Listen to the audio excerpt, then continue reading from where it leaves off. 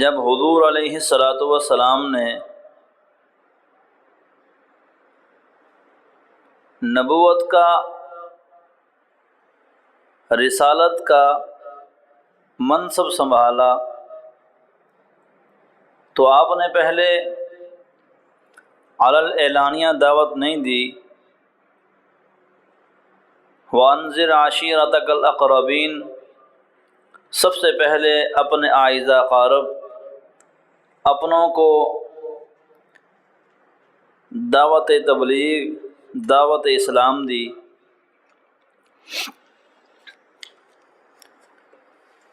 یہاں تک کہ لوگ اسلام میں داخل ہونا شروع ہوئے، ایک ایک، دو دو، تین تین کر کے مختصر سی ایک جماعت بنی۔ 3 سال کا عرصہ بیت گیا۔ آپ کی عمر مبارکہ جب ہوئی 43 سال، اللہ جل شانہ کی طرف سے اعلان ہوا، فاصدع بما تؤمر واعرض عن المشرکین۔ میرے پیغمبر جو منصب آپ کو دیا ہے، جو پیغام آپ کو دیا ہے، اس کو علی الاعلانیہ لوگوں تک پہنچائیے۔ یعنی اب چپکے سے دعوت نہیں دینی، اب خاص و عام سب کو دعوت دی جائے گی۔ تو حضور علیہ الصلاۃ والسلام صفا پہاڑی پر چڑھ گئے۔ عرب کا دستور تھا، اگر کوئی مشکل درپیش ہوتی، لوگ پہاڑی پر چڑھ کے کپڑا ہلا دیا کرتے یا آواز مار دیا کرتے، لوگ جمع ہو جایا کرتے۔ تو حضور علیہ الصلاۃ والسلام نے بھی یہ طریقہ اختیار کیا۔ آپ نے صفا پہاڑی پر چڑھ کر کپڑا بھی ہلایا اور قریش والوں کے نام لے لے کر ان کو بلایا۔ جب سارے کے سارے مکہ والے جمع ہو گئے تو حضور علیہ الصلاۃ والسلام نے ارشاد فرمایا، لوگو اگر میں تمہیں یہ کہوں کہ مکہ والوں پر ایک لشکر حملہ آور ہے جو ابھی حملہ کرے گا اور ان کی نیت درست نہیں، تو کیا تم میری بات کی تصدیق کرو گے؟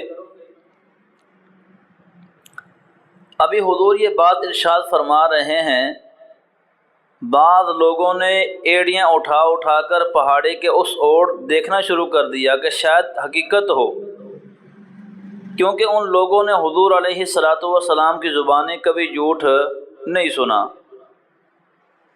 ہر حال میں حضور سے سچی بات سنا کرتے تھے۔ حضور علیہ الصلاۃ والسلام کو لوگ صادق و امین کہا کرتے تھے۔ پھر میرے اور آپ کے آقا علیہ الصلاۃ والسلام نے ارشاد فرمایا، جب ان لوگوں نے کہا کہ ہم آپ کی بات کی تصدیق کرتے ہیں، تو حضور نے فرمایا، میں تمہارے برے عقائد کی تمہیں تنبیہ کرتا ہوں، لات عزا منات کو ترک کرو، ایک اللہ وحدہ لا شریک کے در پہ آؤ۔ لات عزا منات اور تمہارے اور بت کچھ بھی نہیں کر سکتے، سب کچھ کرنے درنے والا ایک مالک کائنات ہے، ایک اللہ جل شانہ ہے۔ لا الہ الا اللہ تفلحون، اس کلمے کو پڑھو، کامیابی ہے اس میں۔ اس کلمے کے پیچھے ناکامی نہیں بلکہ کامیابیاں ہی کامیابیاں ہیں۔ اس سے پہلے کی جو زندگی تھی وہ زندگی حضور علیہ الصلاۃ والسلام نے گزاری، لیکن آپ نے ان کو کبھی دین کی دعوت نہیں دی۔ جب دین کی بات آتی ہے، جب دین پر چلنے کی بات آئی، سب سے پہلے اپنے گھر سے پتھر آیا۔ آپ کا چچا ابو لہب، اس نے مدنی کریم آقا علیہ الصلاۃ والسلام کی طرف پتھر اٹھا کر مارا، اور نعوذ باللہ من ذالک اس کے الفاظ یہ تھے، تبا لک یا محمد۔ رب کائنات نے سورہ لہب پوری نازل فرمائی، تبت یدا ابی لہب وتب ما اغنی عنہ مالہ وما کسب سیصلی نارا ذات لہب وامرأتہ حمالۃ الحطب فی جیدها حبل من مسد۔ میرے محمد عربی کو بد دعائیں دیتے ہو۔ پروردگار عالم نے جبرائیل امین کو نازل فرمایا اور پوری صورت حضور علیہ الصلاۃ والسلام پر نازل فرمائی۔ پھر ایسا ہی ہوا جیسے اس کے لیے بد دعائیں دی گئیں رب کائنات کی طرف سے۔ اللہ جل شانہ نے تباہ و برباد کیا۔ یہ ہے علل اعلانیہ دعوت کا نتیجہ کہ لوگوں نے حضور علیہ الصلاۃ والسلام، لوگ تو لوگ ہوتے ہیں اپنے ہی گھر سے، یہ وہی ابو لہب ہے جس نے حضور علیہ الصلاۃ والسلام کی پیدائش پر خوشی منائی تھی اور اتنے اپنی باندی سویبہ اس کو آزاد کر دیا تھا، لیکن جب مشن کی باری آئی تو مشن نے نہیں اپنایا۔ جشن منانا بڑا آسان ہے، پیسے خرچ کرنا بڑا آسان ہے، مشن پر کو لے کر چلنا، اس انسان کی قدموں کے اوپر قدم رکھنا، اس کی پیروی کرنا بڑا مشکل ہوتا ہے۔ کیوں؟ نیکی کی ترغیب کوئی بھی نہیں دیتا، اور نیکی کی طرف راغب بہت کم لوگ ہوتے ہیں، اور برائی کی طرف ہر شخص چلنے کے لیے تیار ہوتا ہے۔ تو میرے اور آپ کے آقا علیہ الصلاۃ والسلام کے یہ وہی چچا ہے ابو لہب، سب سے پہلے دعوت دینے پر اسی شخص نے پتھر برسایا تھا اور بد دعائیہ کلمات کہتے حضور مدنی کریم آقا علیہ الصلاۃ والسلام کے لیے۔ پروردگار عالم نے پوری صورت نازل فرما دی سورہ لہب کا نام سے۔ یہ ہے پہلا دن کس کے بارے میں؟ فاصدع بما تؤمر واعرض عن المشرکین۔ میرے پیغمبر جو دعوت آپ کو پہنچائی گئی ہے اس کو لوگوں تک پہنچائیے، اب علل اعلانیہ دعوت دیجیے۔ اب حضور دعوت دے رہے ہیں۔ جب سے علل اعلانیہ دعوت کا حکم آیا، اب ہر علاقے میں چرچا ہے کہ ایک شخص ہے جس کا نام محمد ہے صلی اللہ علیہ وسلم۔ جب بھی حضور کا نام سنو یقین کرو خاموش نہ رہا کریں، درود پاک ضرور پڑھا کریں۔ تو حضور علیہ الصلاۃ والسلام نے جب سے اعلان نبوت کا دعویٰ فرمایا اور آپ علیہ الصلاۃ والسلام نے علل اعلانیہ دعوت دینا شروع کی، لوگوں کے ہاں چرچا کہ ایک شخص ہے جس کا نام محمد ہے، وہ لوگوں کو دعوت دیتا ہے اور کہتا ہے میں پیغمبر ہوں، میں رسول ہوں، میں نبی ہوں۔ لیکن یہ کلمات سننے ہوا کرتے تھے، لوگ مارنے کے لیے تیار ہو جایا کرتے تھے۔ ایک واقعہ نہیں ہے، سینکڑوں واقعات نہیں ہیں، ہزاروں واقعات ہیں۔ اگر ان واقعات کا احاطہ کیا جائے بڑا مشکل ہے۔ عمار بن یاسر رضی اللہ تعالیٰ عنہ، ان پر بڑی بڑی تکالیف آئیں، ان کے واقعات ہم پڑھتے رہتے ہیں۔ حضرت سمیہ، ان کا شہید ہونے کا مقصد کیا تھا؟ ان کو شہید کیا کیوں گیا؟ ان کے برچھا کیوں مارا گیا؟ کوئی مقصد تھا۔ حالانکہ بوڑھی خاتون کسی کو کوئی نقصان نہیں پہنچا سکتی، کوئی اماں بوڑھی ہو وہ کسی کو کتنا مار سکتی ہے یا کیا اس کو تکلیف پہنچائے گی، لیکن صرف اسلام لانے کی وجہ سے اس بوڑھی اماں کو قتل کر دیا گیا، شہید کر دیا گیا۔ حضرت سمیہ کے خاوند، ان کو بھی شہید کر دیا گیا۔ اسلام میں سب سے پہلی شہادت حضرت سمیہ رضی اللہ تعالی عنہا کی ہے۔ بوڑھی خاتون ہیں، صرف اس وجہ سے مارا گیا کہ ان کی زبان پر احد احد تھا کہ اللہ ایک ہے، اللہ ایک ہے، سب کچھ کرنے درنے والا ایک اللہ ہے۔ اس بوڑھی اماں نے حضور مدنی کریم آقا علیہ الصلاۃ والسلام کے ہاتھ پر بیعت کر لی۔ اس کا قصور صرف یہی تھا کہ اس نے لا الہ الا اللہ محمد الرسول اللہ پڑھ لیا۔ اس بوڑھی اماں کا قصور صرف یہی تھا کہ اس نے اشہد ان لا الہ الا اللہ वहदहू ला शरीक लहू वअशहदु अन्ना मुहम्मदन अब्दुहु व रसूलुहु पढ़ लिया। उस बूढ़ी अम्मा का कसूर और कोई नहीं था। उसने किसी शख्स की, किसी चौधरी की, किसी वडेरे की जायदाद पर कब्जा नहीं किया था। उसने सिर्फ अल्लाह वहदहू ला शरीक का ऐलान किया था।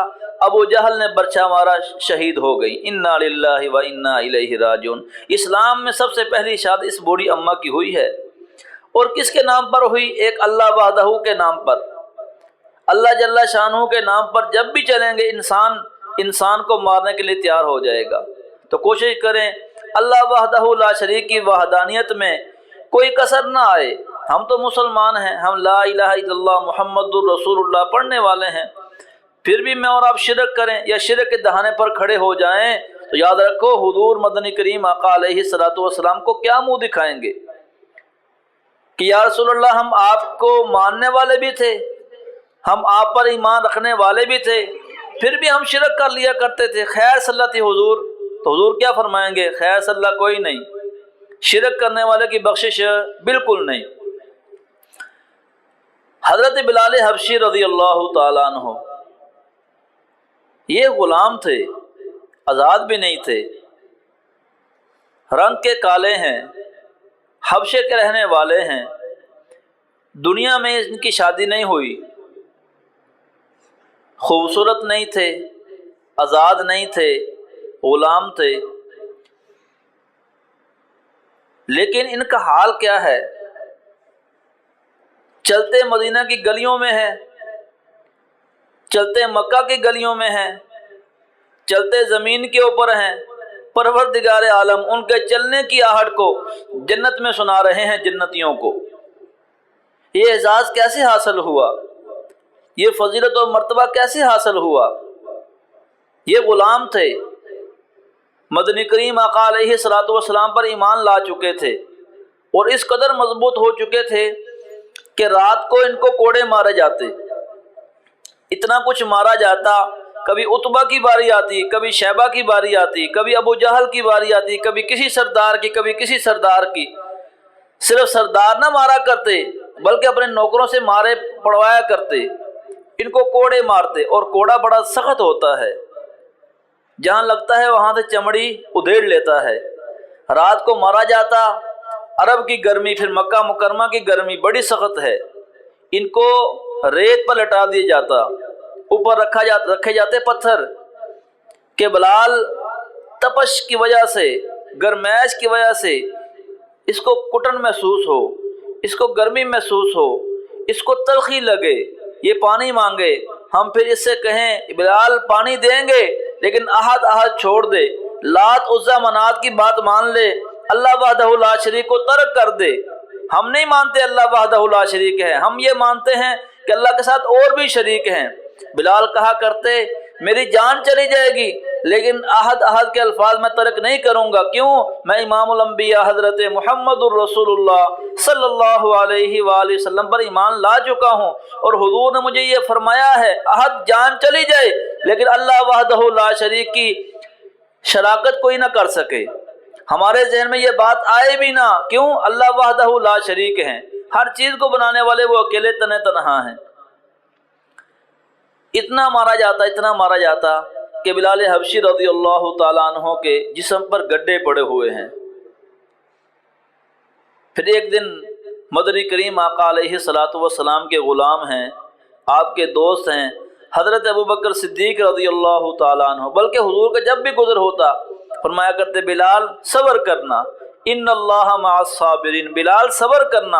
हुजूर बड़े परेशान हुआ करते थे कि इसका कसूर क्या है, क्यों मारा जाता है, लेकिन फिर भी हुजूर फरमाया करते बिलाल सब्र करना, बिलाल सब्र करना। फिर बिलाल रज़ियल्लाहु ताला अन्हु ने सब्र किया, सब्र का फल मिला। हज़रत अबू बकर सिद्दीक़ रज़ियल्लाहु ताला अन्हु ने उनको ख़रीद लिया, ख़रीद कर हुजूर अलैहिस्सलातु वस्सलाम के हवाले कर दिया। हुजूर ने उनको आज़ाद कर दिया। उसके बाद से ये सारी ज़िंदगी आका मदनी करीम सरकार दो आलम सल्लल्लाहु अलैहि वसल्लम के क्या रहे हैं जी? मुअज़्ज़िन रहे हैं। इनको मुअज़्ज़िन रसूल कहा जाता है। और हशर का मैदान कायम होगा, सबसे लंबी गर्दन हज़रत बिलाल हबशी रज़ियल्लाहु ताला अन्हु की होगी, सबसे बड़ी लंबी। اس وجہ سے جی یہ حضور علیہ الصلوۃ والسلام کے مؤذن رہے ہیں، اور مؤذن یہ اعزاز کیوں ملا؟ اس لیے ملا کہ بڑی مار کھائی ہے، تو اس لیے مشن اپنانا بڑا مشکل ہوتا ہے۔ اسی اعتبار سے حضور کے جب چرچے ہوئے ہر گھر میں، ہر علاقے میں، ایک صحابی ہیں حضرت ابو ذر غفاری رضی اللہ تعالیٰ عنہ، ان کا جو واقعہ ہے تفصیل سے آتا ہے۔ خیر، ابو ذر فرماتے ہیں قبیلہ غفار کے رہنے والے ہیں، یہ قبیلہ شام کے راستے میں پڑتا ہے۔ انہوں نے اپنے بھائی انیس کو بھیجا کہ جاؤ، مکہ مکرمہ میں ایک شخص ہے جو دعویٰ کرتا ہے نبوت کا کہ میں نبی ہوں، مجھ پر وحی آتی ہے، اس سے چند سوالات کرو، اس کا حال حلیہ معلوم کر کے مجھے بتلاؤ کیا صورتحال ہے۔ حضرت انیس تشریف لائے اور آ کر مدنی کریم آقا علیہ الصلوۃ والسلام کی بیٹھک میں بیٹھے۔ حضور اس وقت بیٹھا کرتے تھے دار ارقم، حضرت ارقم ایک صحابی ہیں، ان کے گھر میں بیٹھا کرتے تھے۔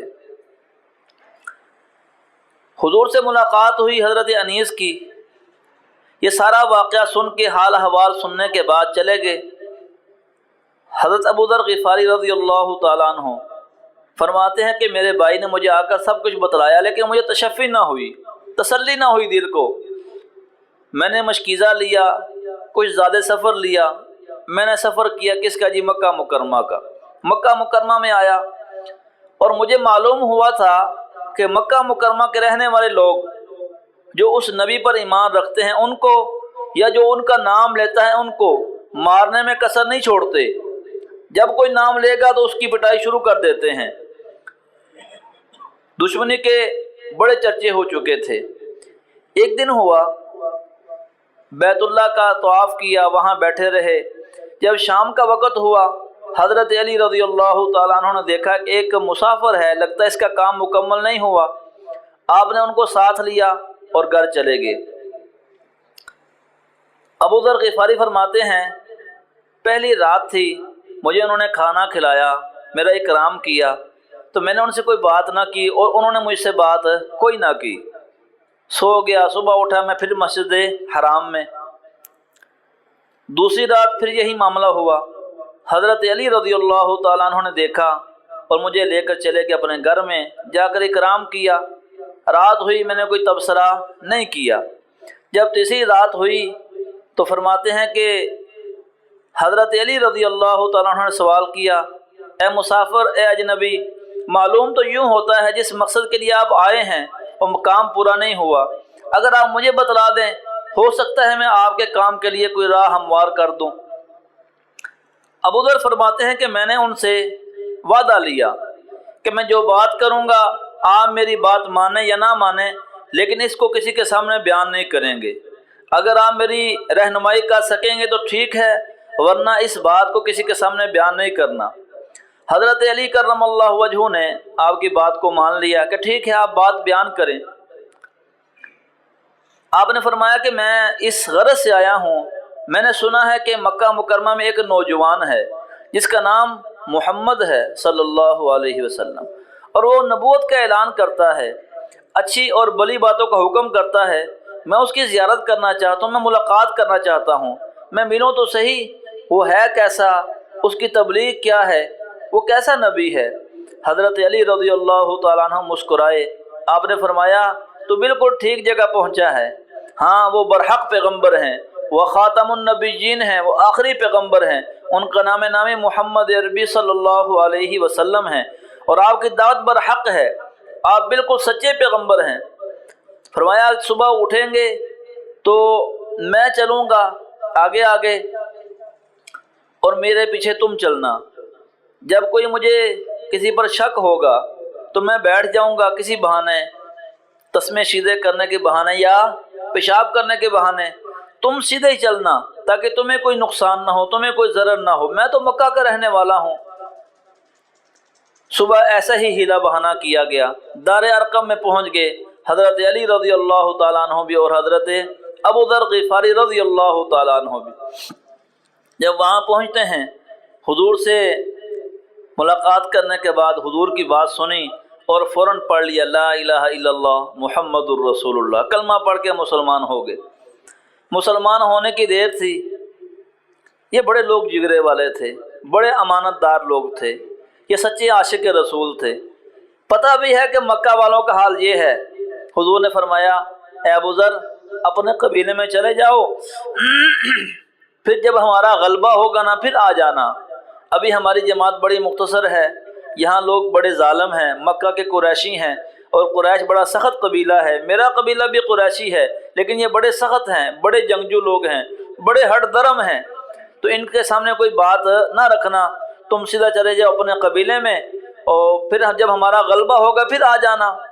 فرماتے ہیں کہ ابو ذر کہنے لگے یا رسول اللہ نہیں، اب تو میں نے کلمہ پڑھ لیا ہے، اب میری چاہت ہے کہ اس کلمے کو میں کفار کے سامنے بیان کروں۔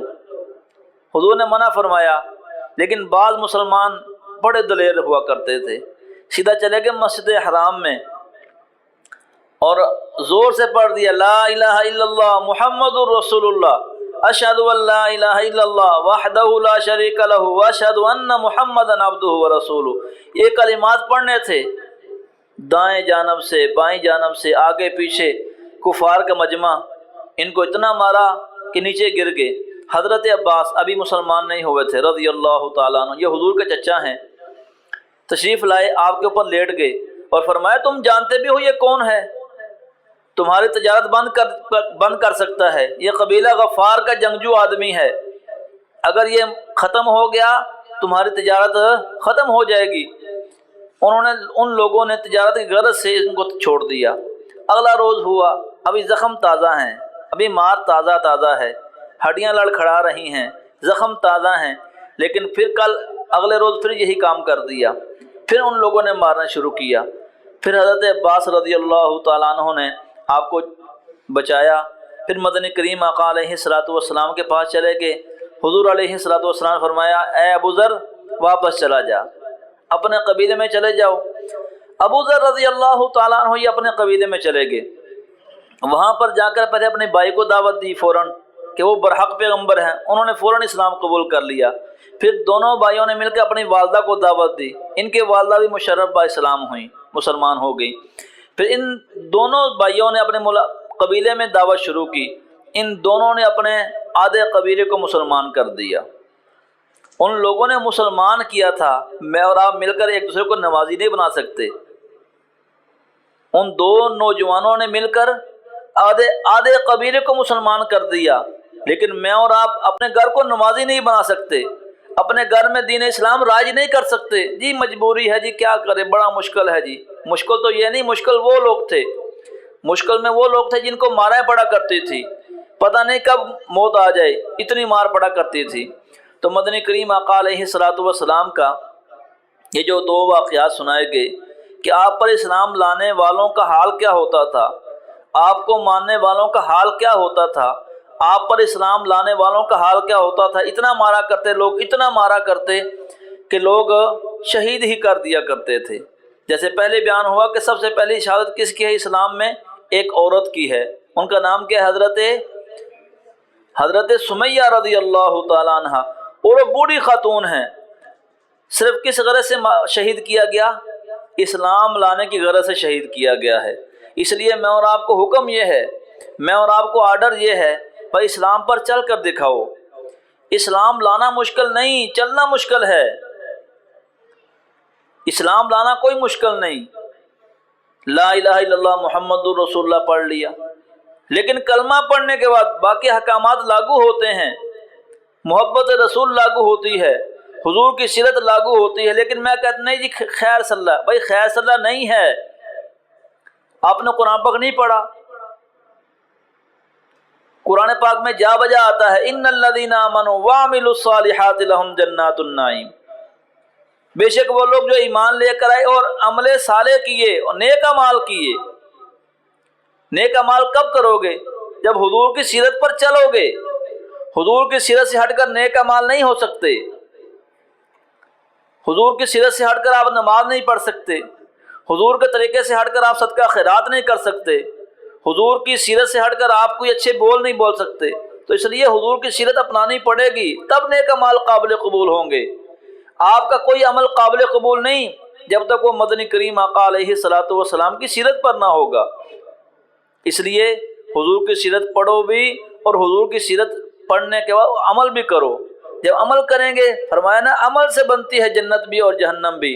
خاکی اپنی فطرت میں نہ نوری ہے نہ ناری ہے، انسان اپنی فطرت میں نہ یہ آگ والا ہے نہ یہ جنت والا ہے، بلکہ اس کے اعمال جو ہے نا، اس کے جو نیک اعمال ہیں وہ اس کو بنائیں گے جنتی یا جہنمی۔ اگر زنا کاری میں پھنسا رہے گا پھر یہ جہنم کی طرف دھکیلا جا رہا ہے۔ اگر زنا بھی کرے پھر کہے خیر صلی اللہ میں حضور کا امتی ہوں، خیر صلی اللہ جی میں تو بخشایا ہوں، خیر صلی اللہ، تو بھائی ہر شخص کہے گا کتنا بدھو آدمی ہے یار، کتنا بے وقوف آدمی ہے، زنا بھی کیے جا رہا ہے اور کہتا ہے کہ میں عاشق رسول بھی ہوں، میں جاؤں گا ہی جنت میں۔ بھائی ایسا نہیں ہوتا۔ شراب کی بوتل پر دودھ لکھنے سے شراب کی بوتل دودھ نہیں بن جایا کرتی، پیشاب کی بوتل پر دودھ لکھنے سے پیشاب دودھ نہیں بن جاتا۔ دودھ دودھ ہے، شراب شراب ہے، ہر چیز کا ایک اپنا درجہ ہے۔ رنگت دکھاتی ہے یہ دودھ ہے، اس بوتل میں دودھ ہے، کیوں؟ دودھ دکھائے گا میں سفید ہوں، شراب بتائے گی میں گدلی ہوں، پیشاب بتائے گا میرا رنگ کیسا ہے۔ اس لیے نام رکھنے سے انسان کا عمل نہیں بنتا، اس لیے فرمایا کہ عمل سے بنتی ہے زندگی، جنت بھی اور جہنم بھی۔ خاکی اپنی فطرت میں نہ نوری ہے نہ ناری۔ دعا ہے رب کائنات سے اللہ جل شانہ میں اور آپ کو مدنی کریم آقا علیہ الصلوۃ والسلام کی سیرت پر عمل پیرا ہونے کی توفیق عطا فرمائے۔ یہ حضور علیہ الصلوۃ والسلام کی سیرت ہے، دعا کرو اللہ ہم سب، ہمارے بچوں کو بھی، ہماری ماؤں بہنوں بیٹیوں کو حضور علیہ الصلوۃ والسلام کی سیرت پر چل کر اپنی زندگی بسر کرنے کی توفیق عطا فرمائے۔ وآخر دعوانا الحمد للہ رب العالمین۔